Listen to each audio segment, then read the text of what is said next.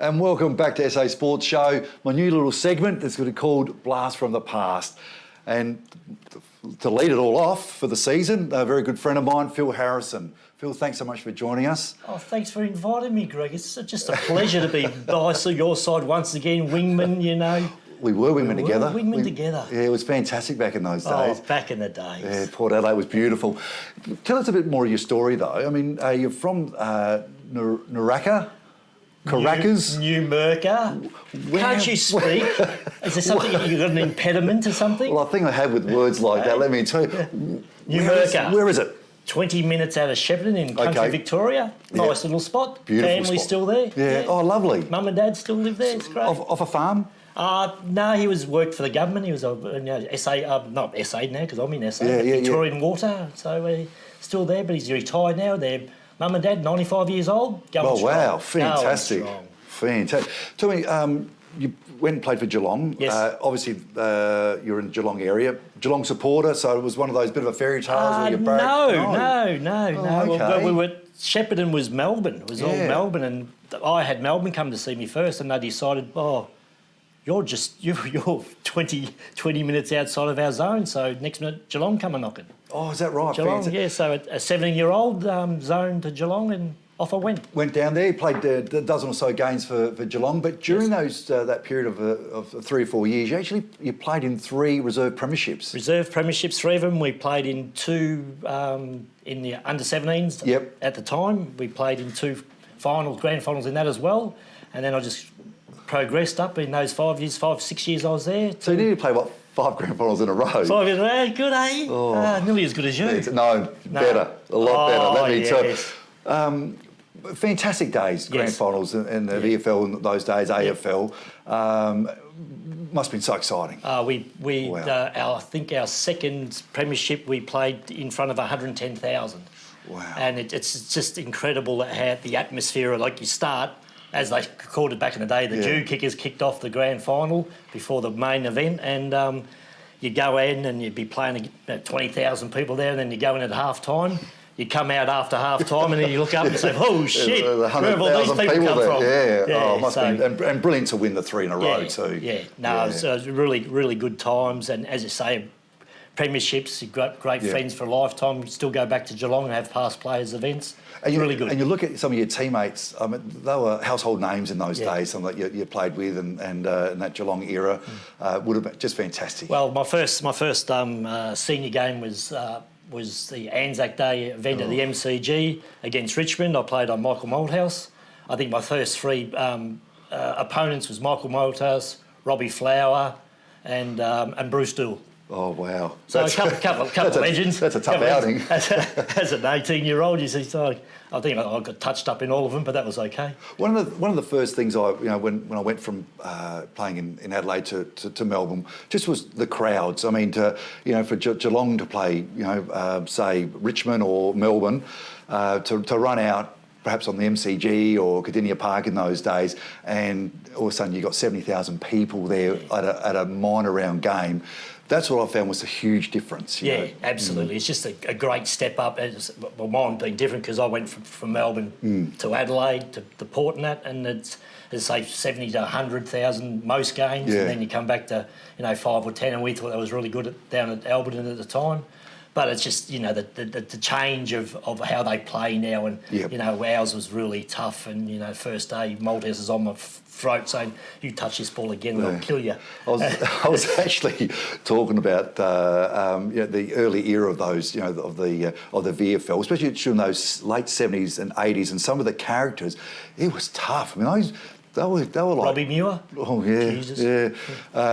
Jacko's another one. Neil Balmer was actually, we were talking about Neil Balmer and just how big intimidating some of those players were, and the hits. What about the bumps? 2 bumps last week. Even the Crows player put a bump on. Jesus, I don't know where that comes from. Now you made your way to North Adelaide. North Adelaide first, I got injured at Geelong. Broke a vertebrae in my neck, so I missed 6 months. And you played the end of the season because you played a dozen games for North. Well, Geelong was resided with Subiaco at the time in Western Australia. They wanted to send me to Subiaco play the last 6 months out, and I said, no, I don't really want to go to Western Australia. Then Yeah. North come a knocking, so I said, oh, yeah, I'll go. South Australia's a bit closer to What did you hear about the South Australian League? To be honest, not much. I just thought it would be an opportunity to get my form back, get back into the groove of playing football again. I thought, oh, well, good opportunity, got paid a good bit of money. Yeah, a bit of money, which is nice, good coin. Yeah. So I thought, oh, well, come across, and then didn't last long, but then ended up at Port. But expectations-wise, I mean, you would have started doing a little bit of research on what the SANFL... Yes, it was seen to be the second best other than the VFL at the time. Because we're talking early 80s now. Early 80s, you know, early 80s, yeah. I mean, we didn't get anything of the VFL in those days here in South Australia. No. So, you know, we didn't really know where we sort of sit in the, the context in the pecking order. The pecking order, like, you know. you just heard that, West Australia, South supposed to be really good, and, you know, so it was interesting to see it from the other side. Going to Port Adelaide, I mean, how did that come about? Ian McKenzie was the president of Geelong at the time, and he left Geelong and went to Port Adelaide. And he just rang me up and said, listen, you've got a clause in your contract that you can just say you're going back to Geelong, and they've got to release you, and we'll get you from there straight back to Port Adelaide, and that's how it happened. I mean, you didn't spend a lot of time at North Adelaide, so you can't really make a comment on their club, but... I mean, firstly, you settled into Port Adelaide beautifully. I mean, just short of 150 games. How'd you find the club? I mean, was it like, wow, this is a just, as I say, it's just a traditional SA, number one traditional SA club between, you know, probably them and Norwood were the big traditional clubs and Sturt. But, you know, black and white, you know, go for it. A bit like Collingwood in the well, that's right. Yeah, I mean they're just blue collar people, and they love their footy. Oh, we had honest. some soft ones there. Yeah, I know what you're going to say now. I was going to say, but I needed you next to me. Which was fantastic. You always looked after me. Those flowing locks, you know, you look like Barry Gibbon or something like that. Barry Gibbon. Hey, I was hoping to get a fan. Did you ever touch the ball? No, you up in the grandstand. You would handball to me. Oh, yeah, that's right. You know, a lot depends if they had the tomato sauce or the barbecue sauce, and what grandstand I went to go to the hot dog stand, as they called it. But so you settled in pretty well. Did you find then the competition was, wow, this is more than I expected? Yeah, it was good, very good competition. You know, we had Russ as the coach at the time for the first 3 years. Yeah. And very demanding coach. You know, we win by 15 goals, but we should have won by 20 and things like that. Yeah. But we had a great team. Yeah. Like we had a great team from 83 to 90 when in my stint retired, there. And it was just fantastic bunch of blokes, Craig Bradley and Marty Leslie, and your Russell Eder playing, your Brian Cunningham. But see, on that, like when I went to the club, I was 16, 17, and I'm seeing Brian Cunningham and Tim Evans and Russell Eder, and these are the guys that I had up on my bedroom wall. You would have heard of these players. Was it pretty special in the end having to play with those sort of guys as well? Especially playing with Russell. We played 2 years with Russell at the time. Yeah, it's fantastic, wasn't it? Playing coach. To be able to say that you played Russell, it was something pretty special. That's it, And Timmy Evans, of course, and Brian Cunningham, and Kimmy Kinnear. The big fight in the grand final in '84. That's right, Timmy Evans and Barmy's son. That's right. That was, I think there was 35 players in that fight. Yeah, exactly. Yeah. You weren't one of them. I wasn't one of them. No, you were running the other direction. Lots of finals. I mean, you had such a fantastic career, and to finish it off back-to-back premierships must have been so special for you. Oh, excellent. '88, I think we hadn't won a premiership for 10 years or 10 to 15 years. Yeah, it would have been a while, And that 88 grand final against Glenelg, one of the best, one of the rivals, Glenelg never could beat us in a grand final, and it was just fantastic. They couldn't beat anyone in the grand final for a long time. For a long time, but now it's changed. Everything changes. But 88 and then 89 against North Adelaide, 1 point. That's all they scored. That's all they scored. Right to the end, and then they snuck one goal in. Yeah. Don't know who was playing on him, probably you. Now, what about then you retired? You picked up a couple of back-to-back premierships, which is absolutely fantastic, and you went into coaching. And very successful, shall I add? Coaching in the southeast at Millicent, and then Millicent and Tananoola. Then come back in, did a bit of amateur league coaching with.